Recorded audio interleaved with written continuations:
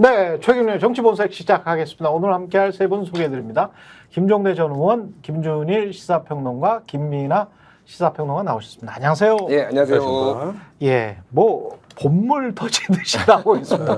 본물 터지듯이 단독 보도들이 나오고 있어서 예, 중요한 보도들만 추려보겠습니다.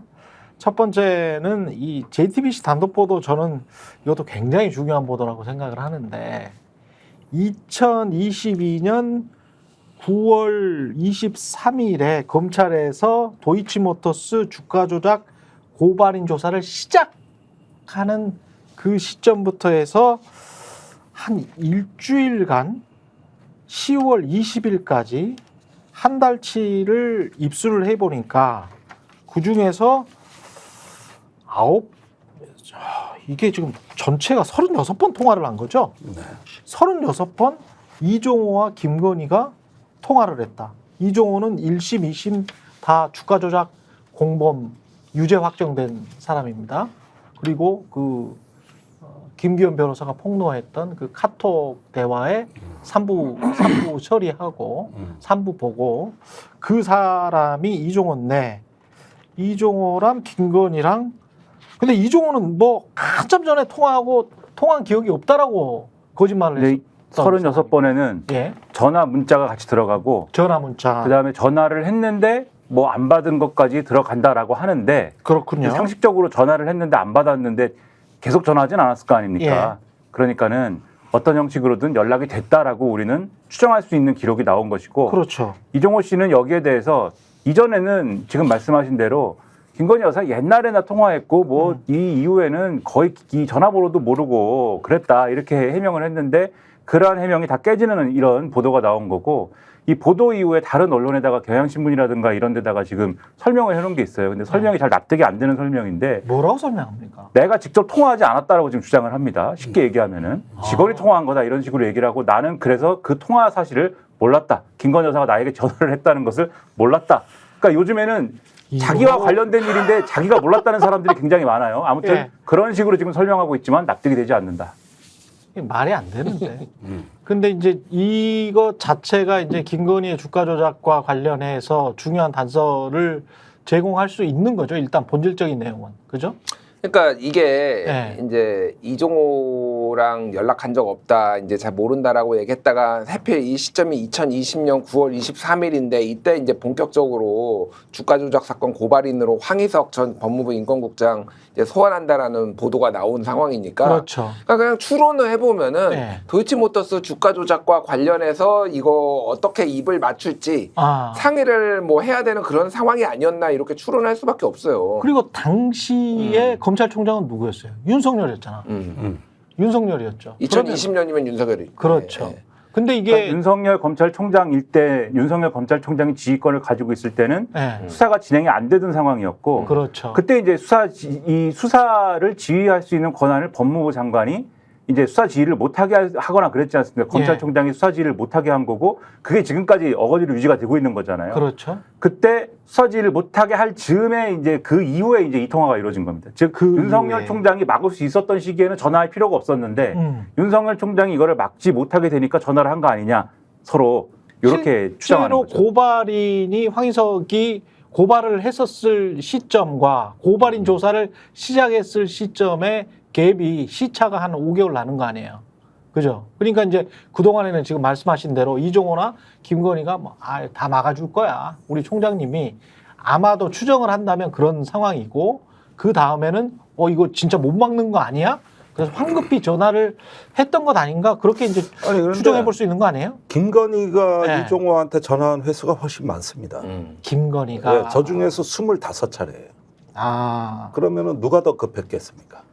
김건희가 사실 더 급하죠. 검찰총장 부인이 더 급하지. 그러니까 이거는 이종호 씨에 대해서 이종호 씨가 이거 사법 처리가 심각하게 됐으니 좀 막아주세요 하는 게 이종호가 전화하는 동기라면, 김건희가 이종호 씨한테 전화하는 동기는 뭐냐 하면은 진술을 똑바로 해라. 너 조사받을 때 어떻게 이야기해라. 그렇지. 그러지. 김건희 여사는 이종호의 입에 달렸거든요. 예. 그러니까 거의 70%가 지금 김건희 여사가 전화한 거예요. 그러네. 거의 3분의 2입니다. 3분의 2. 그러면은 누가 더 급했겠습니까? 이 정황을 보면은 이게 뭐 통화건 문자건 간에 25차례 김건희 씨가 여사가 연락을 했고 한 것은 이종호 씨가 주범이 돼으로 고발이 당했으니 문제는 자기는 꼬리 자르듯이 좀 처리를 해줘야 되는 거 그렇죠. 아닙니까? 그다음에 이제 본인은 저기 주가 조작에 대해서 몰랐다 이렇게 해야 되는 거고. 그렇죠. 그런데 이종호 씨는 검찰 조사에서 또 저기 권오수 회장으로부터 김건희가 계속 궁금해한다. 이런 어떤 진술도 했거든요. 그러니까 몸이 다른 건 김건희 여사예요. 이때는 대선 후보 아직 나오기 전이고, 검찰총장. 예, 검찰총장 때고. 그러면 윤석열 입장에서 봤을 때는 이종호, 김건희 그리고 만약에 윤석열 검찰총장한테까지 이게 그 귀에 들어갔다면, 그러면 그 높은 직위에서 수사 방해 이런 쪽으로도 이야기가 될 수 있는 거 아니에요? 아니 그러니까 이 루트는 예. 김 여사가 이종호 씨한테 전화를 해서 사태가 어떻게 돌아가는지를 파악하고 예, 김 여사가 윤석열 총장한테 얘기할 수는 있겠죠. 그러니까. 그러니까. 그러니까 여기서도 이 저기 사법의 판을 짜는 건 여전히 김 여사였다는 거죠. 근데 이게 최근 상황과 관련돼서 또 시사하는 부분이 있는 것 그렇지. 같아요. 제가 볼 때는. 예, 예. 왜냐하면 최근 상황이 어쨌든 도이치모터스 주가 조작 사건 2심 판결 나오고 나서 김건희 여사한테 뭐 방조 혐의가 적용이 되는 거냐 아니냐 뭐 이거를 논하고 있지 않습니까? 그렇죠. 근데 김건희 여사 쪽 방어 논리가 어쨌든 방조 혐의가 적용이 되려면은 이거를 인식을 했어야 되는데 이게 주가 조작이라는 상황이라는 것을 인식을 했어야 되는데 우리는 몰랐다 이거잖아요 지금. 예. 결국은 그거잖아요. 근데 원래 공범으로 묶이려면은 인식을 하는 걸 넘어서서 뭔가 이제 구체적인 행위를 통해서 같이 했어야 공범인 것인데 그렇죠. 지금 같이 하지는 않았지만 인식을 했다면 방조 정도는 되는 거야. 지금 이 상황인데 그렇죠. 지금 이게 지금 보도가 됐다라고 하면은 이게 그 당시에 어쨌든 이종호 씨하고 통화를 하려면 할 수 있었던 거 아닙니까? 그리고 실제로 한 거 아닙니까? 이게 뭐 주가 조작이 어떤 단계에서 한 건 아니지만 그렇죠. 이후에 한 거지만 예. 이후에 한 거라 할지라도 이렇게 지금 수사가 진행되니까 이 전화를 했다라고 하는 것은 우리가 물론 수사를 구체적으로 진행해 봐야 뭐 나오는 것이겠지만은 추정할 때에는 당연히 이전 상황에 대한 뭔가를 아니까 전화를 했을 거 아닙니까? 당연하죠. 그렇죠? 예. 그러면 지금 시기에 나오는 여러 가지 얘기하고 묶어보면 이 정황은 적어도 제가 적어도라는 말을 쓰는 겁니다. 예. 적어도 김건희 여사한테 방조 혐의를 적용하는 것에 있어서는 최소한 좀 더 가능성이 네. 높아지는 그런 얘기인 거다 이거는 그렇게 볼 수도 있다는 거죠. 떳떳했다면 전화할 필요도 없는 거지. 그렇죠. 예. 내가 주가 조작 안 했는데 왜 전화를 해? 나는 모르는 일인데. 나 모르는 일이고. 그리고 이종호는 법정에서도 그랬고 김건희를 직접 알지는 못했고 그리고 김건희를 권오수 통해서 뭐 연락했든지 뭐 자기는 김건희에게 직접 연락한 적이 없다라고 계속 지금 진술을 했거든요. 법정에서도. 그러니까 그런 것들을 보면 짜 맞췄나? 거짓말을 했나? 뭐 이런 것까지 가능을 하고 그다음에 또 이제 주요 포인트가 이게 어디서 나왔지? 그거에 문제예요. 그게 문제예요. 이게 굉장히 커요. 이 법정에서 2년 동안 이거를 쭉 따라다녔던 뭐 시민보 기자랄지 뭐 관련한 사람들의 말을 종합해 보면 제가 이렇게 쭉 팔로우를 쭉 해왔으니까요. 이거는 없었거든요. 법정에서 이게 없었어요. 그러면 검찰이 깐 법원 기록은 아니야. 그러면 검찰이 가지고 있거나 법원이 가지고 있는 기록 중에 하나라는 건데 그러면 검찰 쪽이나 법원 쪽에서 근데 법원 쪽은 상상하기가 힘듭니다. 우리나라 시스템상 그리고 제가 이제까지 취재 경험상 법원 쪽에서 이게 판사 쪽에서 흘러나왔다. 이건 거의 불가능한 거고 검찰 쪽에서 흘러나왔을 가능성이 높거든요. 법정에서도 안 깐 수사 기록이 통화 기록으로 이건 수사 기록이잖아요. 2020년 9월에 통화 기록이 나온 거야. JTBC 단독 보도로. JTBC는 어딘가로부터 지금 취득한 거거든요. 이거는 검찰이 윤석열을 버리고 있는 신호인가? 일단 검찰에서 저번에 서울중앙지검에 김건희 여사 하던 수사팀이 왕창 갈렸지 않습니까? 예. 3명이 뭐 좌천성 승진까지 했던 거 아닙니까? 외국 유학 가고. 그렇죠. 일단은 그 사람들 먼저 한번 살펴볼 필요가 있겠고요. 그다음에 교체기의 그 인수인계 과정에서 수사 자료가 얼마나 넘어가고 얼마나 안 넘어갔는가 이런 것들을 아마 이거는 내부 감찰을 하면은 잘하면 드러날 수도 있지 않을까? 내부 감찰을 하면. 예. 예. 그런데 이렇게 JTBC에서 또 까서 이걸 특정 보도한 시점이 중요한데 그렇죠. 2심 판결 끝나고 얼마 지나지 않아서 이 특정 보도가 나왔다는 것도 이것도 의미심장하지 그렇죠. 않습니까? 예. 한창 김건희 여사에 대한 재평가가 이루어진 시점이에요. 거기에 딱 이거 드세요 하고 밥상으로 며느리가 시아버지 밥상 차려줘도 이쁘게 준 거 아니야? 그렇죠. 그러니까 예. 이거는 제가 보기엔 레임덕의 시작이에요. 이제 레임덕의 그렇죠. 시작이라고 봐야 돼요. 원래 레임덕이 본격화될 때 정보가 많이 새는 것부터 시작되니까. 이거 수사팀이 굉장히 큰 정보인데. 지금 재판의 구도에서는 수사팀이 하고 싶은 거는 혐의를 어쨌든 입증하고 싶은 거 아닙니까? 그렇죠. 수사팀은 예. 적어도 어쨌든 공소유지를 하고 있는 수사팀은 검찰 전체 의견이 어떻든지 간에 아직 뭐 신부정 총장 체계에서 쭉 뭐 기강이 잡혔는지 여부는 모르겠습니다만 그렇다고 하면은 그 수사팀과 연관된 어디서 흘러나왔을 가능성도 있다 이렇게 보이고 이게 여러모로 검찰 안팎에 심상치 않은 분위기가 분명히 있는 것 같은 게 그리고 아마도 윤석열 대통령은 이런 상황을 이건 뭔가 또 반란이 일어나고 있다라고 생각하지 않을까 싶은 게 이건 이제부터는 이제 막 이제 좀 넘겨짚고 추론을 하는 것입니다만 예. 오늘 윤석열 대통령 기분이 상당히 안 좋은 것 같아요. 기분 안 좋겠지. 그렇죠. 국무회의를 네. 시작하자마자 네. 뭐 남 욕부터 합니다. 뭐 임종석 욕했죠. 네, 평생 통일이 네.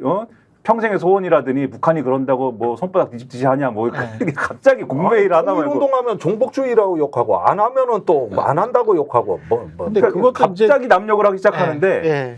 근데 제가 좀 눈여겨본 게 뭐냐면 한동훈 대표하고 독대를 안 하기로 했지 않습니까? 근데 안 하기로 한 이유에 대해서 다른 신문들은 뭐 여러 가지 얘기를 했는데 중앙일보의 경우에는 추경호 원내대표하고 3자회동 하기로 한 것도 거부했다 이걸 썼고 동아일보의 경우에는 한동훈 대표가 김건희 여사 얘기를 하려고 의사를 전달을 했는데 독대 자리에서 그래서 윤석열 대통령이 거부한 것이다라는 얘기를 또 썼어요.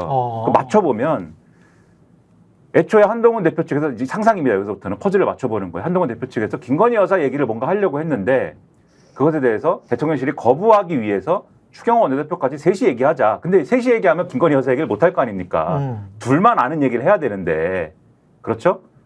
그렇게 거부를 했는데 한동훈 대표가 그러면 셋이 만나는 건 안 합니다. 이렇게 해가지고 깨진 거거든요. 지금. 예. 김건희 여사 얘기를 하려고 했다. 라는 건 그래도 제가 볼 때는 어느 정도 신빙성이 있을 수 있다. 근데 김건희 여사 얘기를 한동훈 대표가 뭘 하려고 했을까?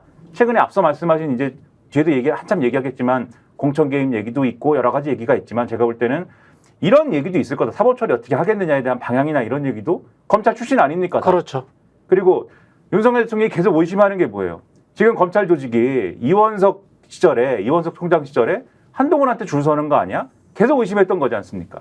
이런 흐름이 있는데 이런 보도가 나오고 한동훈 대표는 와서 김건희 여사 얘기를 한다고 하고 이게 다 뭐냐 일종의 반란 분위기 아니냐 지금 이런 분위기가 있을 것이기 때문에 이게 윤석열 대통령의 의심이 100%는 아니더라도 아까 말씀하신 것처럼 한 50% 이렇게 맞아 들어가는 검찰 조직의 요 김건희 여사 처분을 둘러싼 이상한 분위기가 있는 것은 아마도 어느 정도는 가닥이 잡혀가고 있는 게 아닐까. 한 사흘 전인데 예. 그 조선일보에 아주 의미 있는 칼럼이 실렸어요. 박정훈 칼럼이라고. 토요일 날. 거기에 쪽팔리는. 그 윤석열은 보수인가? 예. 이러면서 김건희 여사 문제를 다루는데 김건희 여사를 이렇게 다루면서 지지자들이 쪽팔려 한다. 이렇게 얘기를 했는데 이런 칼럼들은 검찰에 영향을 주죠. 그러니까 그렇죠.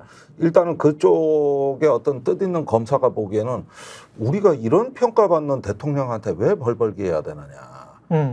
이런 생각은 할 수 있게 하는 이런 감정선을 건드리는 이런 게 툭툭 쏟아져 나왔어요. 예. 그리고 그게 추상머리 밥상의 민심이에요. 그렇죠. 그렇게 보니까 이제는 더 못 참겠다 하는 사람도 생겨날 수 있는 거죠. 그렇죠. 그러니까 윤이나 한에게 줄을 선다는 차원이 아니고 검찰 조직의 보존을 위해서라도 뭔가를 조금 하지 않으면 너무 이거는 나중에는 어떻게 회복이 불가능하다. 뭐 이런 지금 위기 의식이 분명히 그러니까 있을 거예요. 예, 그러니까 네. 이 역사를 보면은 네. 부패한 권력은 결국 내부에서 무너지기 시작해요. 균열이 내부에서 가기 시작하고 뭐 말씀하셨다시피 이제 레임덕 얘기도 나오는데 검찰 얘기를 저도 이래저래 들어보면은 지금 검찰도 부글부글 그리고 국힘도 부글부글 뭐 이런 상황이에요. 근데 거기에 핵심에는 여사가 있어요. 그러니까 다른 거보다도.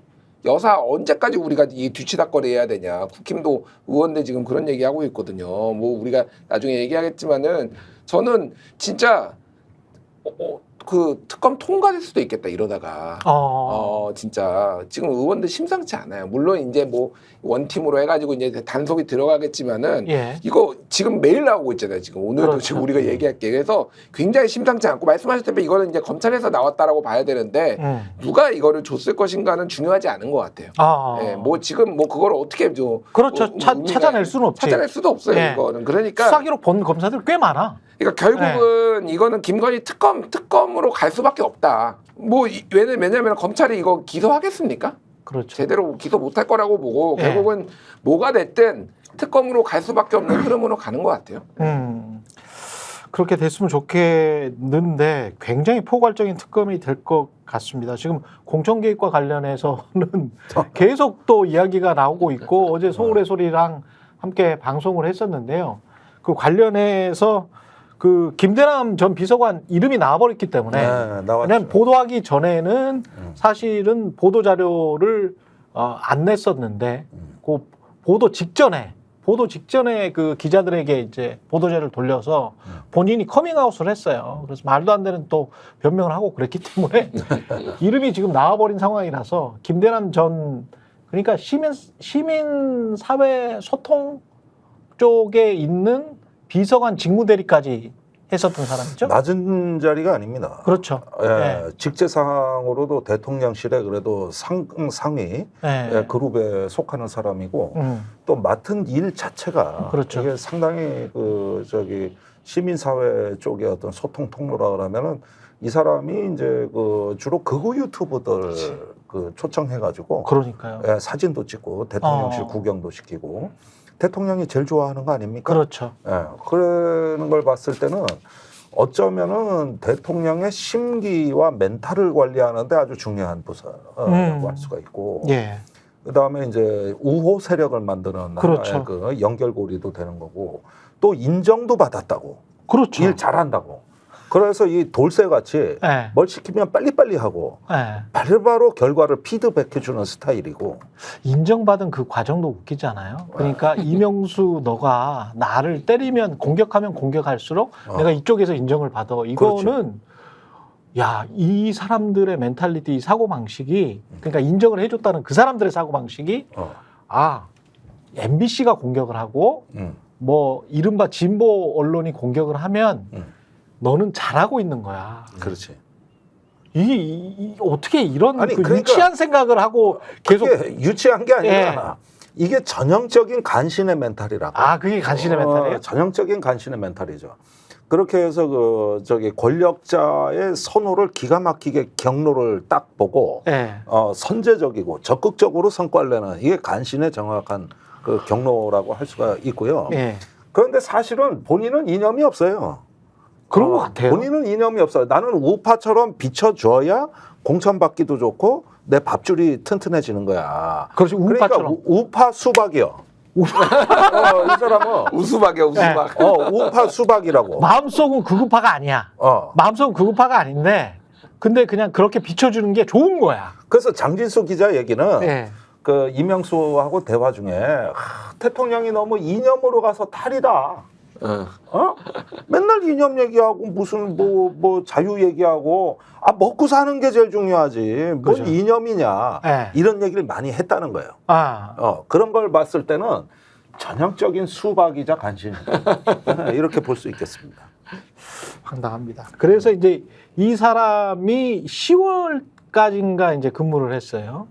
용산에서 근무를 하다가 6개월 정도 앞두고 4월에 총선이었으니까 나왔습니다. 나와서 나는 용인갑이야 라고 하면서 그쪽에서 이제 열심히 텃밭을 깔고 있다가 2월쯤에 이제 이혼모 이야기가 나오니까 음. 아주 이제 경계를 하기 시작을 하는 거죠. 이혼모는 김건희 사람인데 자기도 이제 대통령실에서 들은 게 있었나 보죠. 뭐 직접 보고 들었겠지. 보고 들었겠죠. 다 알지 뭘. 그 부분을 한번 좀 들려주실래요? 다시 한번?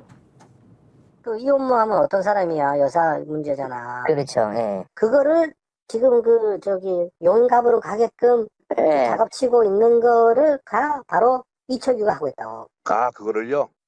아, 예. 왜냐면 이철규가 음. 그 용산 그 여사를 지금 대변해서 거기서 공간에서 일을 하고 있잖아. 아, 예. 그러니까 이제 그렇게 하고 있는 거야. 아, 야, 김건희 여사가 공천 개입 많이 하고 있긴 있네요. 하고 있지. 그 루트가 이철규야. 이철규가 지금 저 용산 거 지금 마사지 하고 있는 거야. 왜냐면 네. 그 이제 잘못되면 이철규 날라가거든. 아, 잘못되면, 예.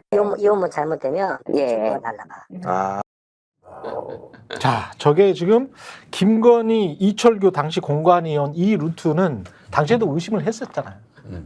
그리고 이게 지금 살아있고 그 루트와 저쪽에 한동훈 루트, 공식 루트가 치열하게 싸우고 있다. 그런 어떤 보도나 논평이나 이런 것들을 많이 했던 기억이 나는데요.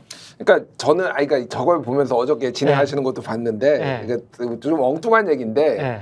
도대체 이명수 기자의 매력은 뭐길래 아, 저렇게 사람들이 다 주주주주 나 실토 김건희도 막 주주주주 털어놓고 네. 저 김대남도 뭔데 궁금하더라고. 매력이 있는 뭐가 기자인가 매력이? 봐. 아니 그러니까 이게 예. 사람이 잘하는 게 있잖아요. 예. 각자 기자들도 저도 뭐 하지만 저는 저런 능력은 없어요. 이게 좀 분석하고 뭐 이런 거는 있는데 탁월한 능력. 탁월해 내가 예. 보기엔. 일단 박수 한번 예. 대단합니다. 예. 쳐주고 이제 네. 이게 그거잖아요. 이원모 같은 경우에는 윤석열 대통령이 직접 중매를 섰다. 네. 결혼할 때 중매를 선 걸로 알려져 있고 그리고 그 이원모 부인이 그 민간인으로 그 전용기 1호기 그렇죠. 탔다라는 것도 그때 언론 보도 있어서 도대체 무슨 신분으로 탄 거냐 이런 논란도 있었고 그래서 이원모를 윤석열 대통령뿐만이 아니라 김건희 여사도 굉장히 아낀다라는 거는 많이 알려져 있어요. 그러니까 그리고 김건희와 이원모 부인이 굉장히 또 가깝다라는 것도 지금 여러 이제 언론 보도로 이제 알려져 아니 저 있는- 녹취록에도 나와요. 그러니까요. 예, 신모 씨가 직접 전화를 하면 바로바로 받는다는 거 아니에요? 그러니까. 그 현장에서도. 예. 그러니까 뭐 이제 이런 정황으로 봤을 때 그리고 이제 이원모가 용인갑으로 갈 때 사실 한동훈에서도 딱히 문제 제기를 안 한 것은 용인갑이 원래 좋은 맛이잖아요 여기가. 그렇더라고요. 그러니까 네. 전에 국힘이었어요. 선거법 위반 때문에 이제 날아갔지만 19, 20, 21 다 국힘이었어. 예, 다 이번에 이제 졌지만은 그러니까 사실은 이원모가 검찰이잖아요. 그러니까 그렇죠. 한동훈도 잘 알고 있었던 사람이기 때문에 딱히 문제 제기를 안 한 거지. 그러니까 두 라인이 충돌할 일이 별로 없었던 거야. 그러니까 그러네. 어쨌든 그러니까 이제 이원모가 이렇게 받은 거고 김대남 넋두리였다. 넋두리가 너무 디테일해. 이게 넋두리는. 넋두리였다뿐만 아니라 나는 거짓말을 한 것이다가 있습니다. 네. 나는 거짓말을 했다 그때 예. 이렇게 근데 주장하는데. 이분도 이 말하는 걸 쭉 들어보면요. 좀 순진과더라고. 생각보다 좀 순진한 사람이야. 예. 그리고 강원도 분들의 뭐 특징이라고 할까요? 그러니까 순진하시잖아요. 수수무구하신 분들이 많아.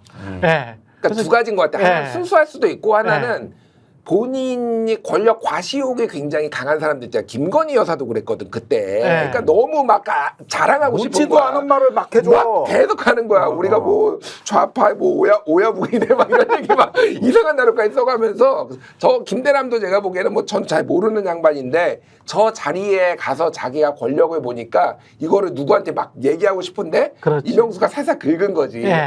그러십니까? 그러니까 예. 그냥 줄줄줄 나온 거야. 하여튼 예. 이명수 칭찬해 진짜. 아니 거기에다가 오늘 장진수 기자하고 방송을 하다 장인수. 하고 예. 왔다 왔는데 예. 그 이명수 기자가 지금 통화 녹취를 가지고 그 서울의 소리에서 방송을 한 것이지만 그렇죠. 실제로는 술도 꽤 먹었대요.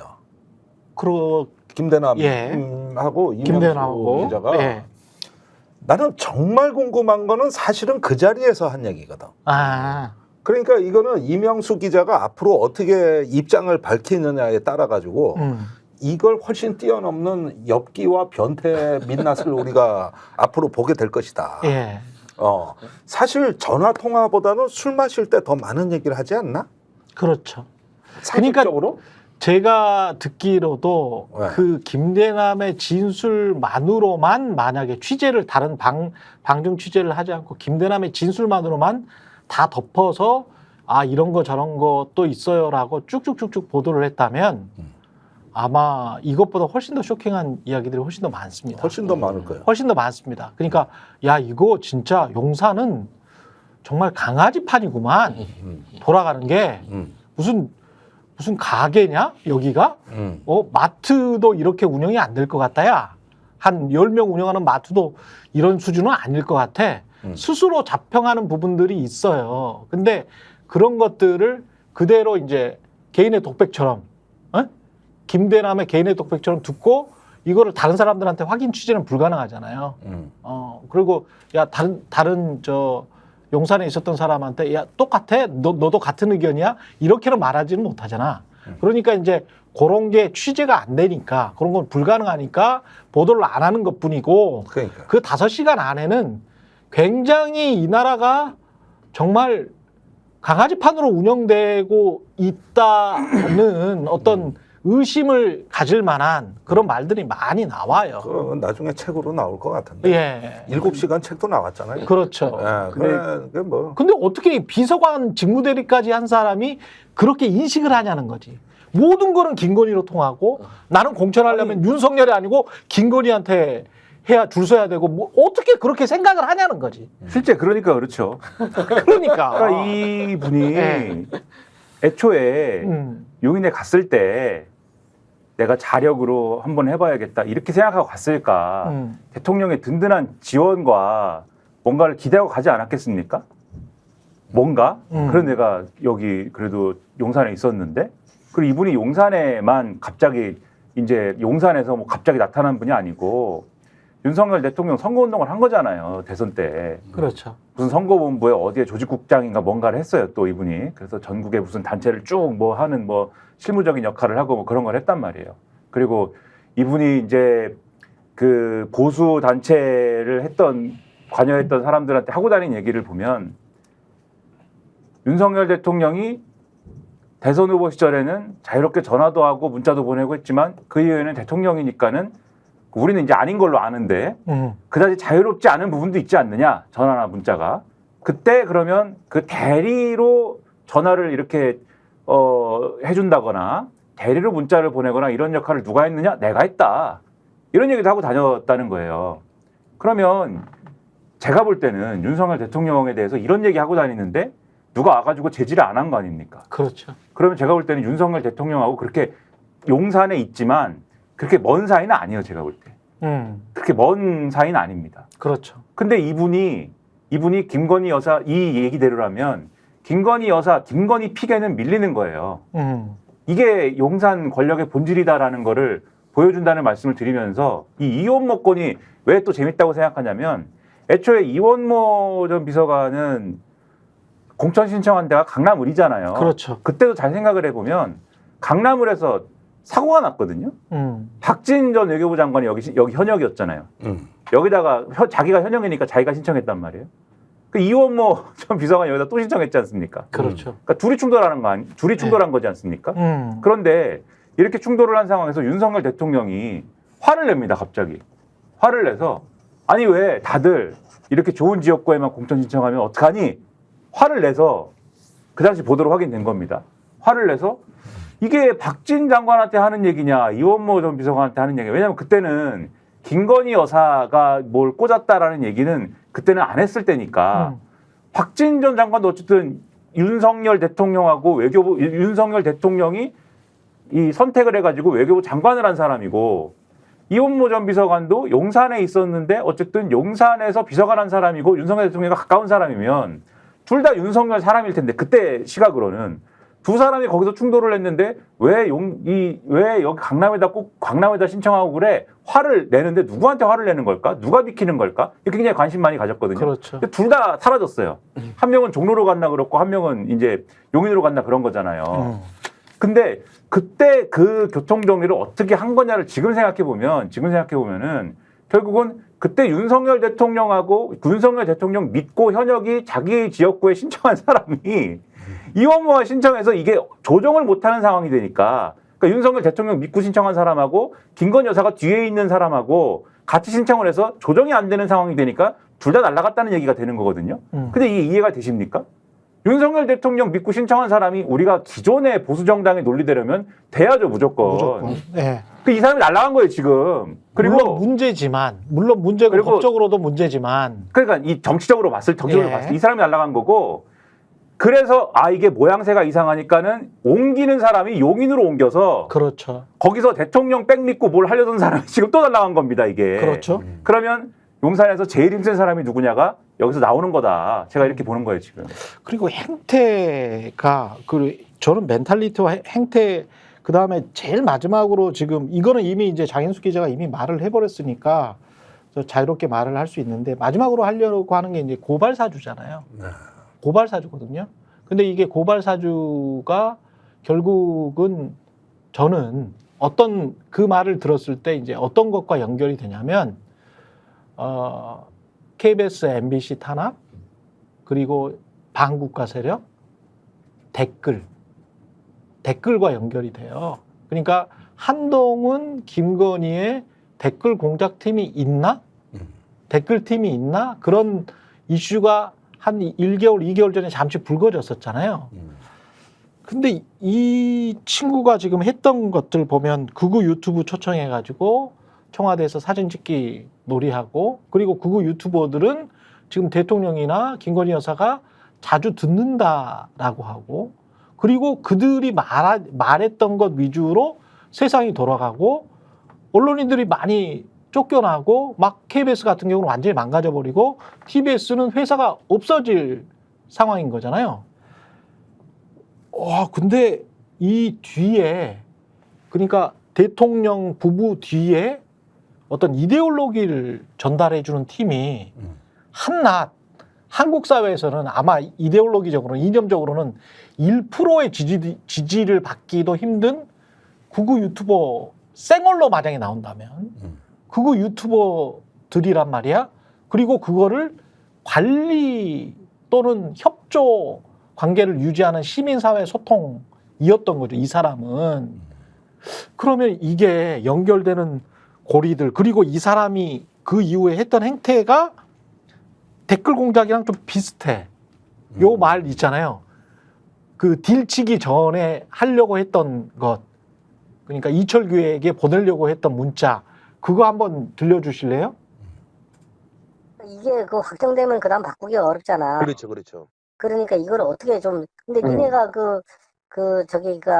좀 더 좀 공중파나 이런 데서 뭐 좀 이쪽에서 확 눈에 들어오게 불안을 느낄 정도로 뭐가 가야 되는데. 아니, 그러면 이철규 해가지고 예, 문자로 확 해가지고 예, 뭐 여사 뭐 저거 얘기하면서 예, 예. 용인갑으로 뭐 그 하는 게 여사 저거 뭐 그래서 그 사천 뭐 저거 하면서 쓱쓱 건드려봐. 그렇게 해가지고 이 새끼 같은 용인으로 못 오게 해야 돼. 그러니까 이거를 예, 그 문자로 해. 예, 살짝 겁을 줘. 예. 이게 겁을 주라는 거잖아요. 네. 그러니까 이 어떤 식으로 이 사람들이 정치를 하고 있나. 그렇지. 굉장히 그러니까 더러운 정치. 저거는 모략에 해당되는 거거든요. 예. 우리가 중상 모략하는데 저건 중상보다는 모략 쪽에 가깝다고. 아니, 실체는 있으니까. 모략 그렇게 하는데 저거를 이명수 기자뿐만 아니라 극우 유튜버한테 주문했을 수도 있는 거고. 그렇죠. 또 뭔가 해가지고 이 국민의힘의 의사결정 구조를 흔들어 놔야 된다. 깨버려야 된다. 이런 식의 어떤 거. 근데 저 사람은 그런 게 아니잖아요. 음. 김용선도 공관위원 찾아가가지고 JTBC 보도에 따르면 그랬다는 거 아니에요? 아이 거기도 그랬고. 예. 거기는 또 거래도 했잖아요. 정보를 갖고 와서. 그렇지. 압박을 하고. 그러니까 국민의힘에는 압박을 하고 안 되니까 또 개혁신당에 가서 딜을 하려고 하고. 그렇지. 근데 이것 자체가 이런 식으로 정치를 하는 게 이 사람들의 정석이었구나. 그렇지. 이걸 느끼게 됐어요. 그러면 아니 그건 네. 굉장히 저로서는 이게 참 우려되는 바가 있는데. 그렇죠. 이게 국가가 이러면 안 된다고. 이게 뭐냐 하면은 네. 저도 청와대 근무를 하고 20년이 다 지났는데 지금도 20대 그 청와대 동료들하고 만나거든요. 음. 그 연대 의식이나 동지 의식은 지금도 안 깨져요.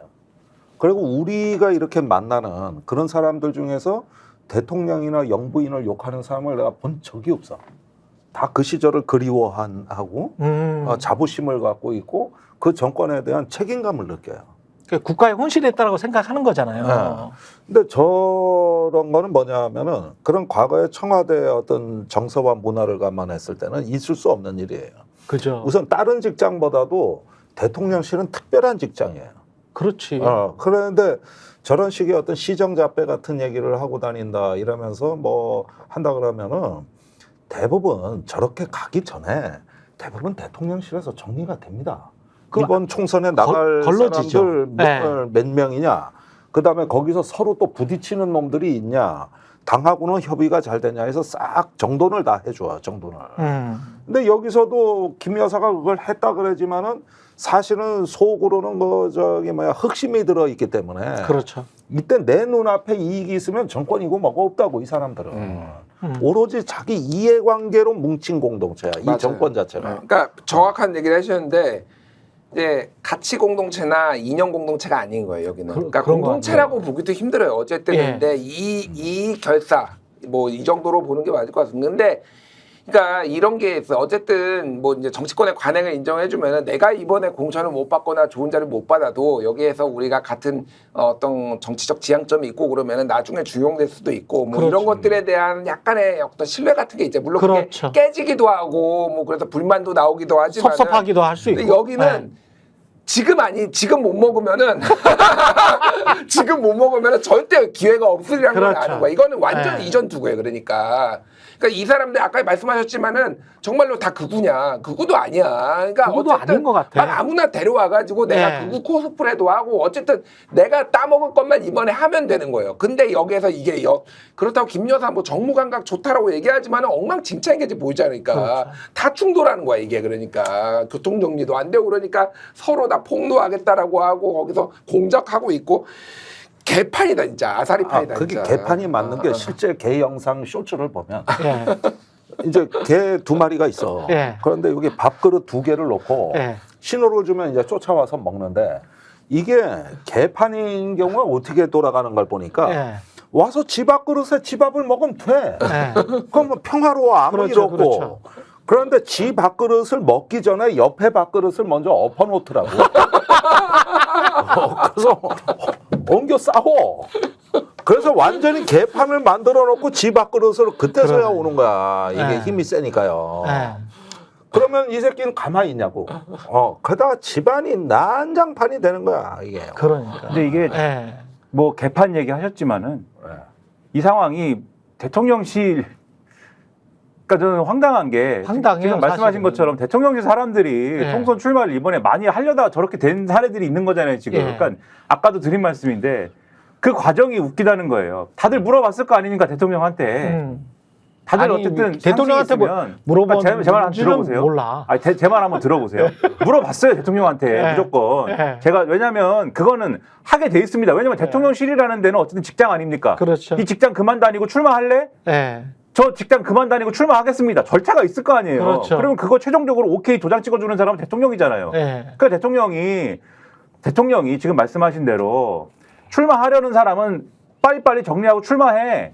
라고 하는 절차가 있는 거고 그래서 네. 출마하라고 했으니까 다 나갔을 거 아닙니까? 그렇겠죠. 50명이 됐든 100명이 됐든. 그렇겠죠. 그리고 이런 사람들은 이게 대통령이 보통은 일반적으로는 대통령이 오케이를 하라고 했으니까 나는 아마도 100%는 아니어도 거의 뭐 70% 80%는 공천이 되는 거야.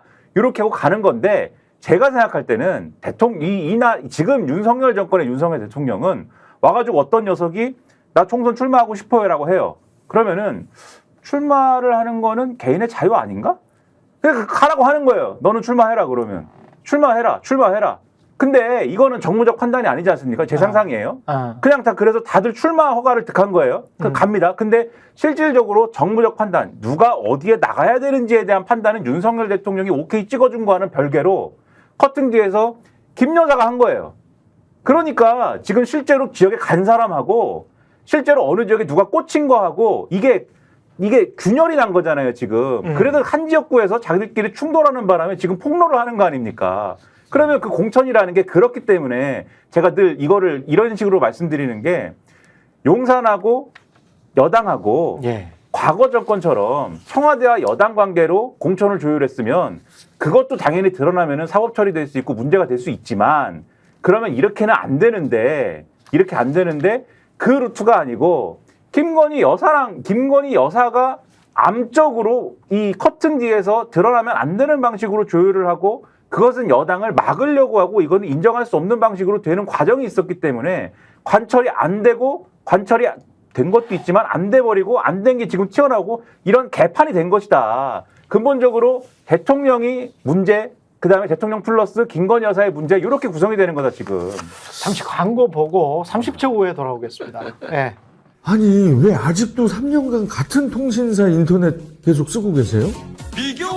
인터넷 가입 시 48만원 교신 경정 시 추가 혜택이 주어집니다. 인터넷 비교원 통해 인터넷 가입하고 지인에게 홍보해주세요. 지금 홍보에 인터넷 비교원 검색 후 3초만에 감동해보 비교해보세요.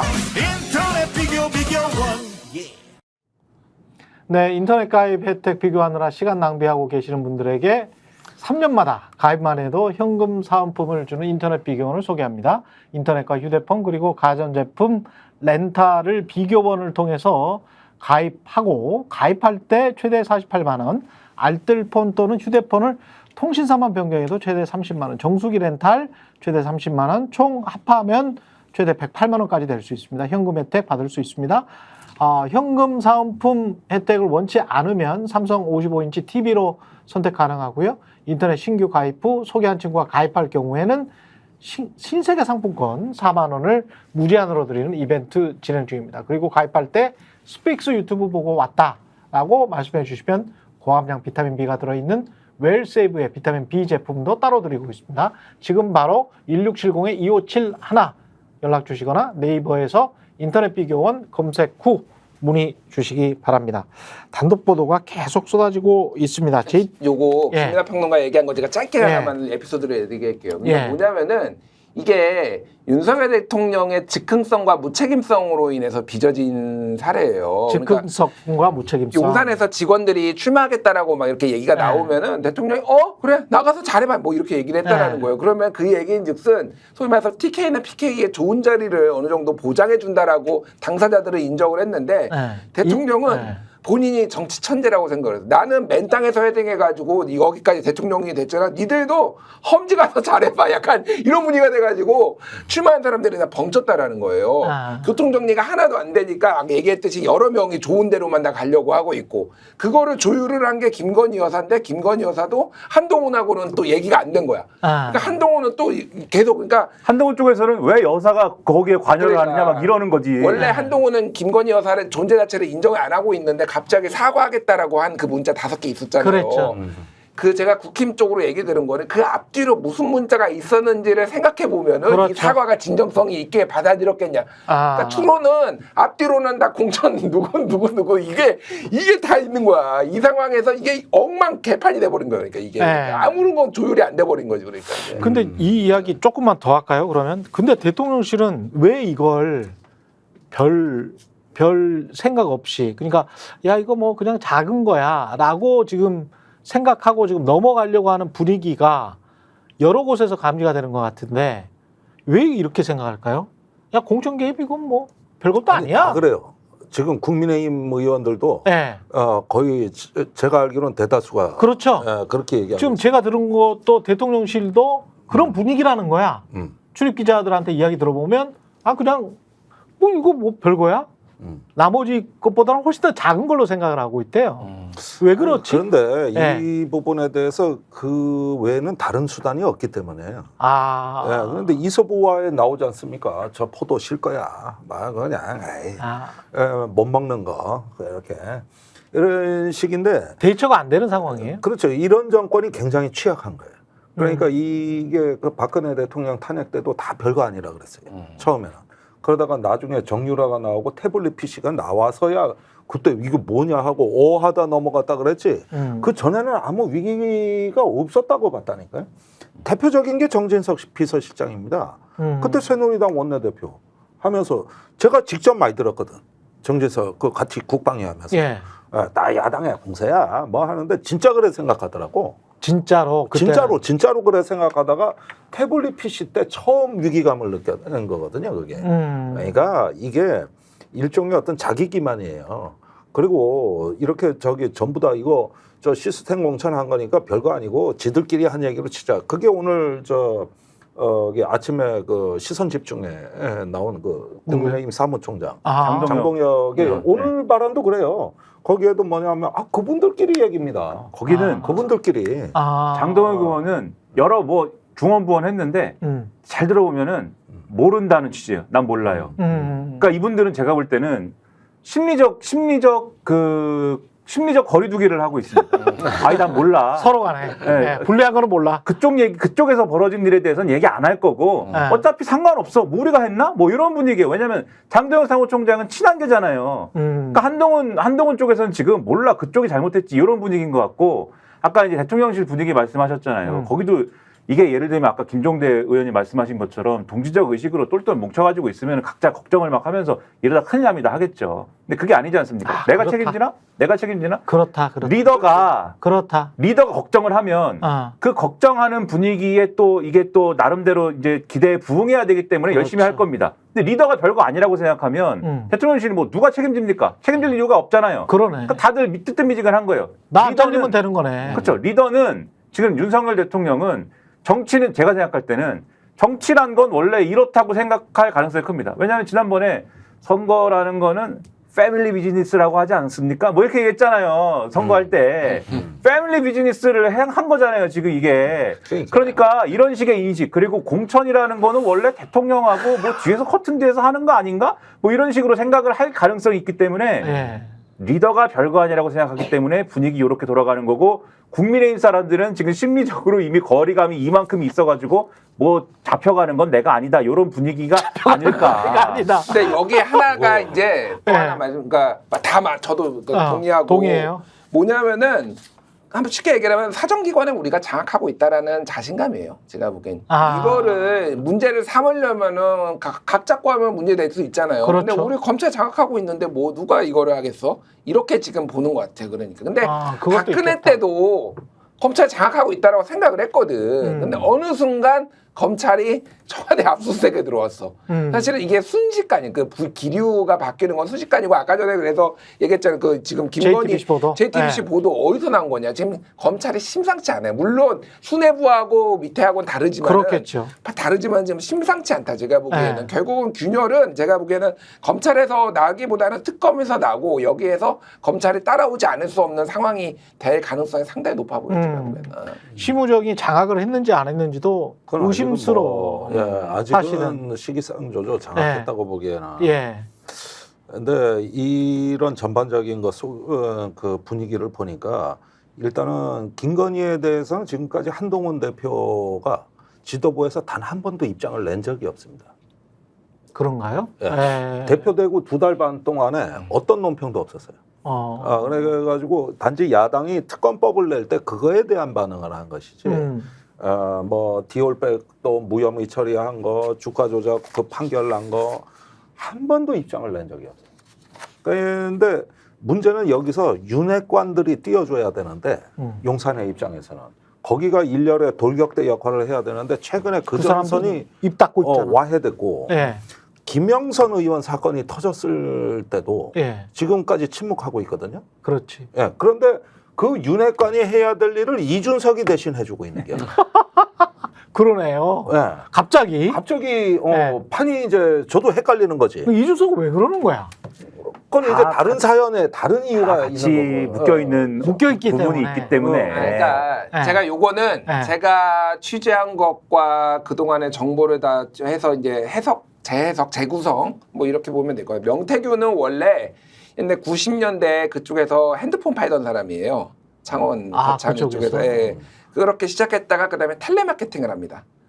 텔레마케팅 회사를 세워가지고 그러다가 여론조사 회사를 해가지고 정치권하고 이제 인연이 있었던 건데 텔레마케팅이라는 거는 결국은 개개인의 지역에 있는 사람들의 정보를 알고 이거가 하니까 이게 지역에서 작은 단위에서는 특히 막강한 힘을 발휘하는 거예요. 그러니까 경남, 창원 이쪽에 거점을 잡아가지고 그쪽에서 오랫동안 잔뼈가 굵은 사람은 그냥 뭐 언론 보도 이제 저기 뉴스토마토 보도 보면은 좀 특이한데 약간 직관에 가진 사람이었다 뭐 이런 얘기를 하고 홍준표 시장 같은 경우에는 약간 사기꾼 냄새 났다 뭐 이런 얘기도 하고 그랬는데 새로운 사람들은 그 사람이 가지고 있는 그런 데이터들 이게 좋네요. 탐낼 수밖에 없는 거야. 그러네요. 자, 김영선은 비례 2번 한 다음에 고양시에서 2번 한 다음에 고양시에서 2번 떨어졌어요. 그러니까 이게 경기도가 민주당 텃밭화가 돼가는 이 과정에서 여기에서는 답이 없다고 생각을 해서 야 PK로 튀어 이게 된 거야. 그러니까 갔는데 처음에는 이제 경남 도지사 나오려고 그랬는데 공천 못 받고 예. 뭐 이렇게 정치적 낭인이 될 것 같은데 얘를 만난 거야. 그러니까 명태균 70년생 명태균을 만났는데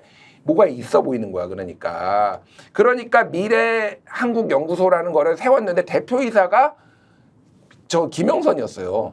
미래한국연구소가 뭐였냐면은 여기에서 여론조사 의뢰해가지고 계속 여론조사 돌려가지고 했던 거예요. 피해 날에 그때 윤석열 어제 아주경제 보도 보면은 윤석열 대선 그것도 여기 미래한국연구소에서 돌렸다라는 거 아니에요. 의뢰해가지고 그래서 피해 날이나 뭐 여러 언론 여론조사가 했단 말이에요. 그러니까 그게 근데 그 아주경제 보도를 보면은 유독 윤석열께 잘 나왔다라는 거예요. 지지율이.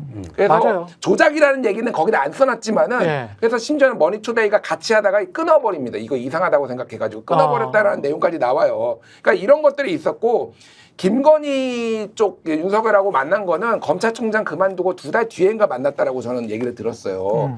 그러니까 이게 김건희 쪽에서도 이제 윤석열 쪽에서도 굉장히 이제 다급한 거지 사실은 이제 앞으로 대선을 하려면. 그런데 이쪽에 데이터를 가지고 뭔가를 하니까 그리고 몇 가지 조언을 해줬는데 거기 여사 쪽에. 예. 근데 그게 좀 잘 맞아 떨어졌다라고 합니다. 본인은 역술인이라고 하면 역적을 내지만은 그런 식의 조언도 몇 번이 있었다라는 거예요. 그러니까 그래서 이래저래 이제 맞아 떨어진 거지. 그래가지고 보궐선거 때 사실은 그때 이제 김영선을 푸시를 해가지고 결국은 김영선이 이제 그때 지방선거 보궐선거 때 이제 공천에 받아가지고 이렇게 된 거고 거기가 사실은 캐시카우였던 거지. 그러니까 지금 언론보도 보면은 오늘 네. 절반 월급의 절반 월급의 절반을 가져갔다며요. 그러니까요. 상납하기로 해가지고 그게 9천만 원이라는 거 아니에요. 그러니까 김영선을 낙선하면 안 되는 거야. 이번 총선에서도. 왜냐하면 돈이 계속 꽂히는데. 계속 그러네. 그러니까 국힘에 가가지고 이거 공천 이거 개입한 거 폭로하겠다라고 협박도 하고 개혁신당 끌고 가가지고 딜도 하고 민주당하고도 심지어 장윤성 기자 얘기하면은 민주당하고도 중진들 찔러봤다라는 거 아니에요. 김건희가 폭로할 테니까 그렇죠. 이거 하겠다라고. 그러니까 명태균은 그래야 될 이유가 있는 거고 이준석 입장에서 보면은 이준석은 사실은 명태균한테 도움을 받았어요. 당대표 선거할 때 어디까지 어떻게 받았는지 모르겠으나 합리적으로 생각을 해보면은 어쨌든 그 의원들하고도 관계가 있고 그러면 당원들한테도 영향을 미칠 거 아니에요. 그럼 한 표가 아쉬운 당대표 선거에서 명태균한테 도움을 주겠다고 하는데 안 받을 이유가 없는 거잖아요. 그러니까 이미 명태균하고 친하기 때문에 명태균, 김영선, 천하람, 이준석이 7부사에서 만난 거예요. 그렇죠. 만났는데 그쪽에서는 일단은 김건희가 폭로하겠다. 그리고 구체적인 거는 여기 와서 보여주겠다라고 하니 간 거고 이준석이 보기에는 천하람이 남아가지고 그 기자회견문까지 작성을 했잖아요. 남았다고 그렇게 보도가 나왔잖아요. 그러니까 이준석이 보기에는 그때 개혁신당의 상황이 이낙연하고 헤어지면서 너무 어려웠어. 그러니까 이거를 아마 호재로 삼아가지고 뭔가 좀 이슈를 만들 거에 대해서 고민을 했던 것 같아요. 그런데 개혁신당의 입장에서 보면은 1번이나 3번의 비례를 줘버리면은 이거는 개혁성이 확 떨어지지. 수돗물 떠먹은 사람을 1번이나 3번을 주면은 이제 개혁신당 망하니까 다 반대하고 그러니까 이준석도 이 1번, 3번은 값어치가 안 맞는다라고 해서 이제 킬을 한 이런 상황인데 문제는 생각보다 국힘의 여러 인사들하고 너무 가까워요. 오세훈 서울시장 보궐선거 할 때도 개입했다라는 여론조사 돌렸을 때 약간의 명태균이 했다라는 게 있고 이준석하고도 여론조사 돌렸을 때 뭐가 있을 수도 있다는 얘기가 있어요. 이게 그러니까 생각보다 이게 이 범보수 이 경남 지역에 아킬레스가 뇌강 같은 거다. 이게 그래서 결국은 명태균 게이트가 정권 게이트로 지금 번질 가능성이 제가 보기엔 굉장히 높아요. 이게 지금 한동훈은 왜 독대를 하자라고 한 걸까요? 그러니까 김건희 이 문제를 좀 해결했으면 좋겠다. 이런 이야기였을까? 아니면 뭐였을까? 저는 김건희와 의정대란 두 가지가 핵심이었을 거라고 봐요. 그래서 일단은 민심 수습책을 민심 수습책으로. 이 두 가지에선 돌파구가 열려야지 이러다 위험합니다. 이 얘기를 하고 싶었던 것 같고 예. 그 끼임새를 눈치채고 용산에선 차단한 것 같거든요. 추경호 원내대표하고 아까 삼자 뭐 그것도 뭐 용산에선 거절했다는 거 아닙니까? 글쎄 그렇게 말도 못 끊어게 하는 게 그게 언제까지 갈 수 있지 그런 게?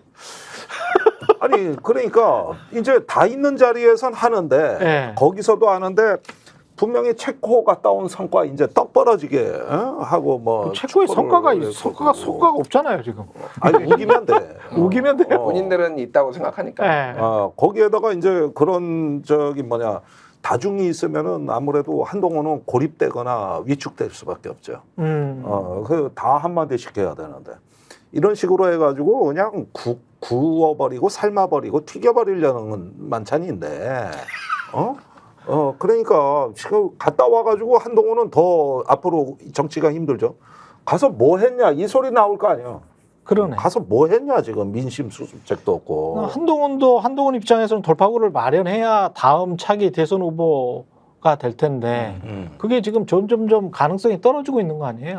저는 한동훈 네. 대표가 언제 시점이 될지 모르겠지만 당 대표직 걸고 던질 수도 있겠다 생각이 들어요. 그러니까 별로 시간 안 남았어 한동훈도. 지금. 네. 그러니까 뭐 이제 원래면 1년 반 전이면은 내년 9월에 이제 뭐 그만둬야 되나 뭐 그렇죠. 이런 얘기들이 있는데 뭐가 됐든 이대로 그러니까 한동훈도 약간의 뭐 이제 뭐라고 해야 되나 즉흥성이 있고 소위 말해서 지난번에 비대위원장 할 때도 그때 4월 1일 날 대통령 담화문 이런 식으로 나오면은 나 또 못하겠다라고 막 직 던지겠다 이런 얘기가 있었잖아요. 그러니까 지금 여러 가지 본인이 할 수 있는 것들을 다 해보고 명분도 쌓고 그러면서 뭔가 승부수를 띄우려고 하는 것 같아요. 제가 보기에는 여러모로 그럴 가능성이 있는데 그게 이제 어떤 명분으로 어떤 타이밍이 될지 모르는데 완전히 돌이킬 수 없을 정도의 파국 그걸 반윤으로 돌아선다라는 시그널이거든요. 그렇죠. 그거를 언제 던질지는 좀 봐야 될 것 같습니다. 지금은 네. 전 이건 개인적인 추론인데 네. 여러 루트로 들어봤을 때는 지금 어쨌든 한동훈도 뭔가를 좀 준비하고 있다. 그러니까 당내에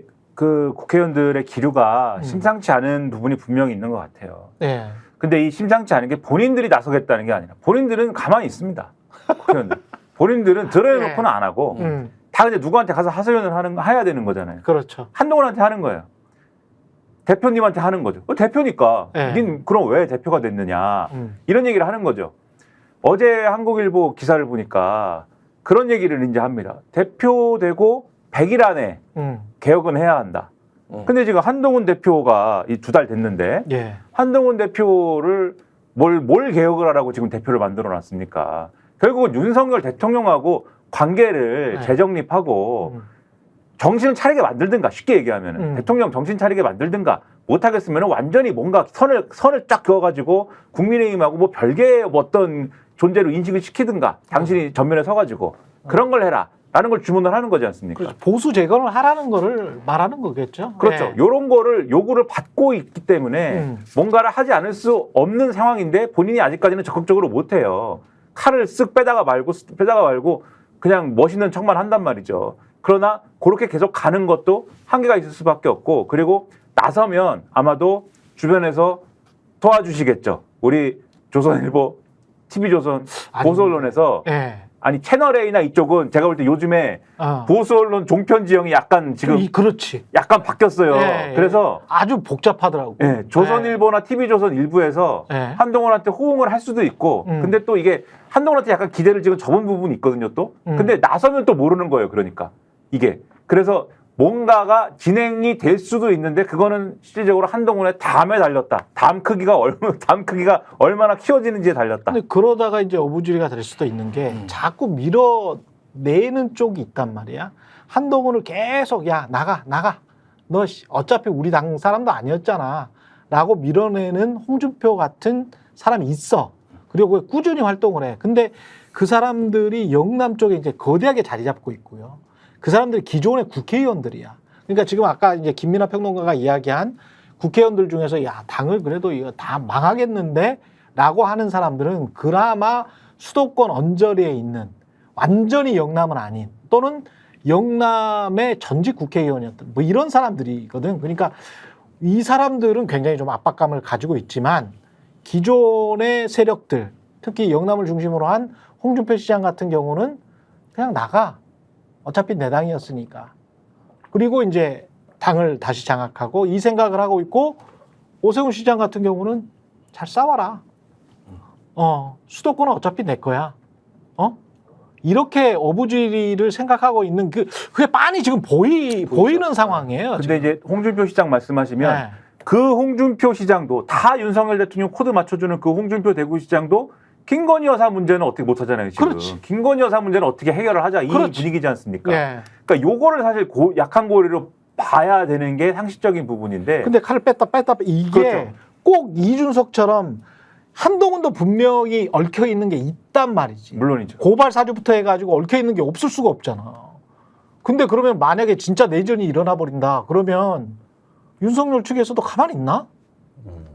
서로 간에 지금 아는 게 너무 많은데. 그때는 우리가 여기서 그 모든 걸 다루면서 네. 이제 한바탕 웃음으로 이제 한바탕 웃음으로 예, 지나가는 것이죠. 네. 그 시기가 좀 빨리 왔으면 좋겠는데. 아니 그러니까 이거 저 옛날에 제발. 한나라 망할 때하고 똑같아.